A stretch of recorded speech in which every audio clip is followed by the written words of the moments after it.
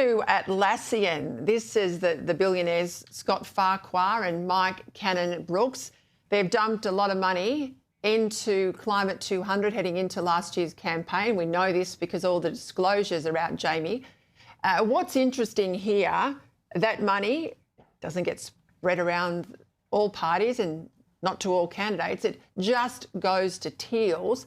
They say they're independents. They say they are grassroots candidates. I mean, this is a joke. I want to know, how do they get away with it? And where on earth is the electoral commissioner here?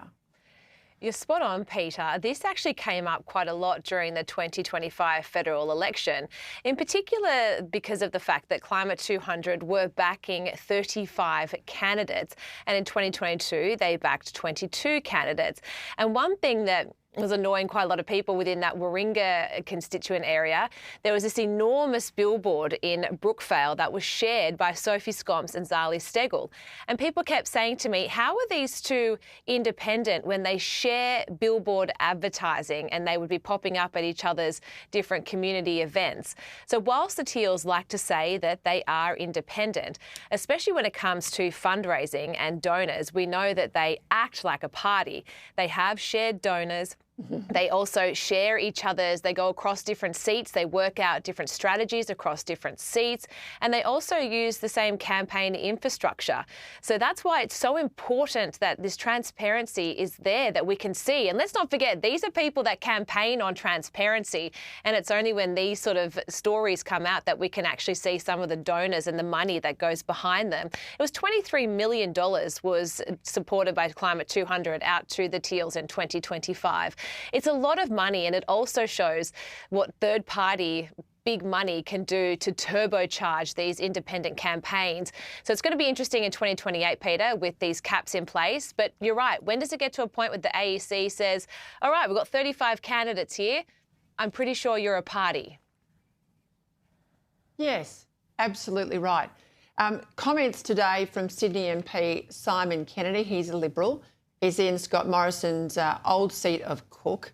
He had something to say to Kieran Gilbert along the lines that the coalition split and staying split isn't necessarily a bad thing. Have a listen. History tells us the coalition is stronger together, but right now may be the time to have a break. We need to win 33 seats, and I think it's good for the Liberal Party and the National Party to think about how do they contribute to those 33 seats they need to win, and what are the policies. Well, Jared, you work for a policy think tank.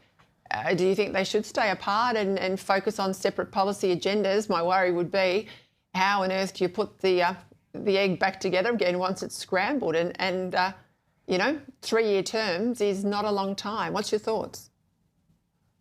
Well, I'm actually quite sympathetic to Simon's comments, and to your point about it is a danger setting out different policy agendas, but I think that's part of the problem how we've gotten to this place in the first place is the National Party have a very clear constituency. They have a vision for how they think the country should be run. They have a vision for how to lower power prices, to support families, to lower migration.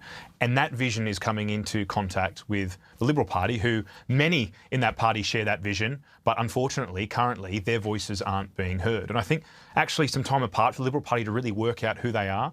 You know, the historic successful coalition governments that we've had, be it Howard and Costello, be it going back to Menzies, be it during your time, there was great alignment between the Nats and the Libs on what is best for Australia. And I don't think that alignment, unfortunately, is there at the moment. And I actually think the Nats have a lot to offer in a nation-building agenda. And I think the Liberal Party, they do have phenomenal people in their ranks. Far too many of them are on the backbench. And if they could give those people the platform and the opportunity for policy development, I don't think there will be a worry about the agendas being too far apart.